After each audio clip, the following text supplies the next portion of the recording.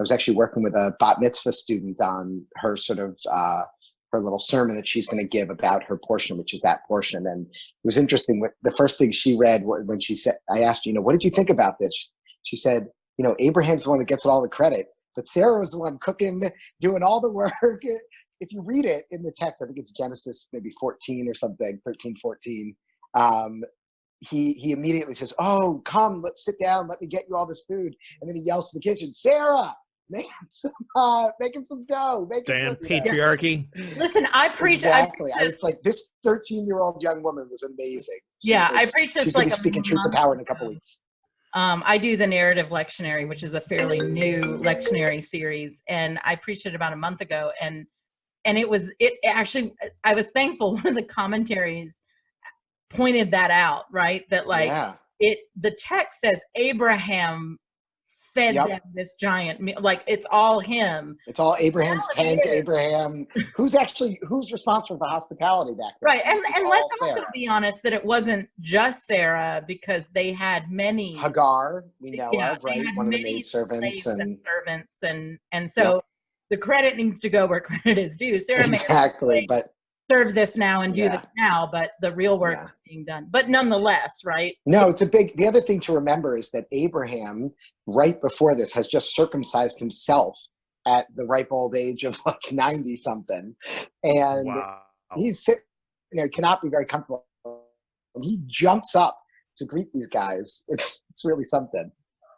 That is something. That's a special detail right there. Let's be honest. I think it's rendered us all, a rabbi on the, rendered us all speechless for a moment there. We've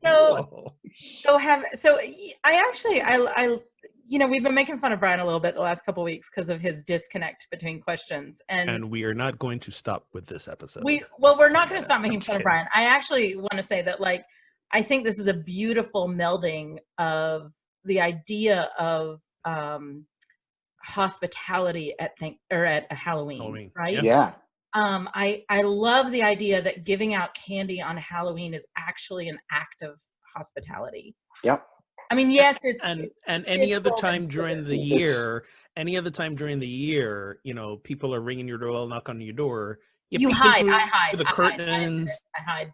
You got the chain on the door.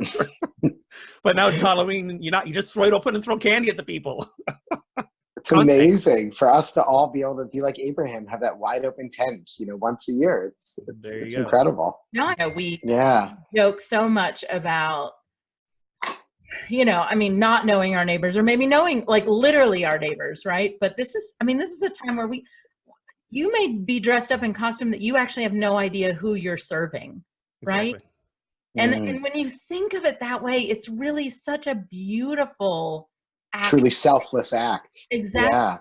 And especially if you've seen the prices of candy these days, it is. You got the king size, the full bars. Right. Really, I should save up all year and give the kids full bars. I get it. I'll do it next year.